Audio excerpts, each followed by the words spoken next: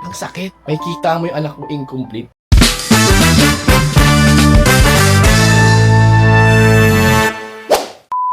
Kumusta mga boss? Chubay Bossing nga po pala. So, yun. Sa magandang araw sa inyo. At kung may napapansin kayong box sa likod ko, actually, yan po ay isang snare drum. Kasi, yung mga anak namin, si Christine at saka si Terdy, sumali sila ng drum and lyre. So, yung anak namin babae, si Christine is majorette. And then, yung anak namin lalaki, yung bunso, sumali ng drum and lyre.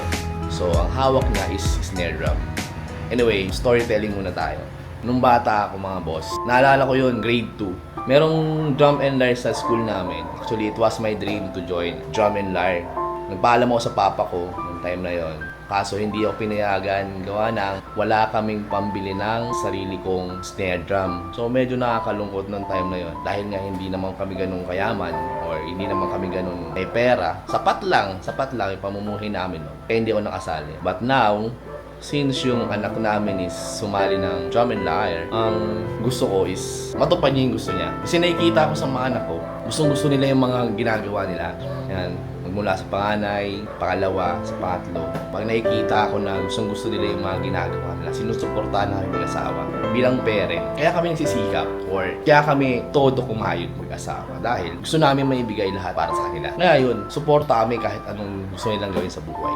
Anyway, back sa anak kong lalaki. Kasi kaya ako to binili agad. Kasi one time pumunta kami ng misis ko sa school, practice nila ng drum and lyre sa music room nila. Nakita ko yung bunso kong anak. Sobrang nalungkot ako kasi nagpa-practice na sila. Yung mga kasama niya, may mga drums na. So siya, wala pa. So, sobrang nasaktan ako bilang isang tatay. Parang ganun pala yung feeling na ang sakit. May kita mo yung anak mo incomplete. Though may stick na siya nung time na yun. Pero ang sakit, grabe. Ganun pala yung feeling nun mga boss. Makita mo na incomplete yung anak mo sa mga ganung senaryo. Though wala namang reklamo yung anak ko. Hindi ko naman siya nakita na nalulungkot.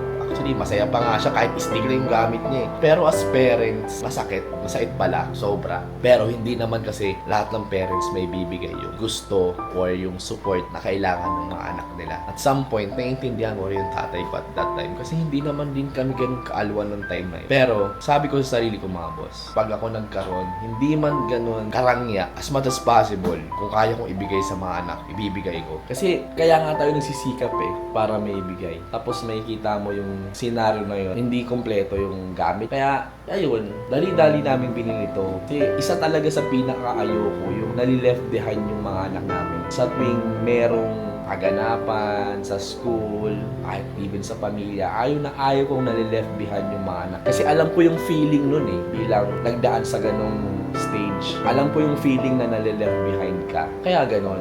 Anyway, tingnan natin kung anong maging reaction niya sa binili namin. Kaya sana magustuhan niya. At abangan natin mga boss, anong maging reaction. Alright, let's go! Oh, what's this?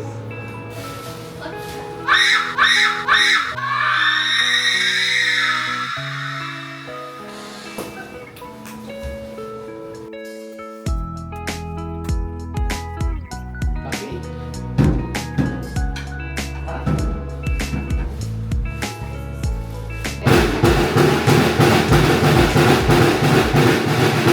A few moments later.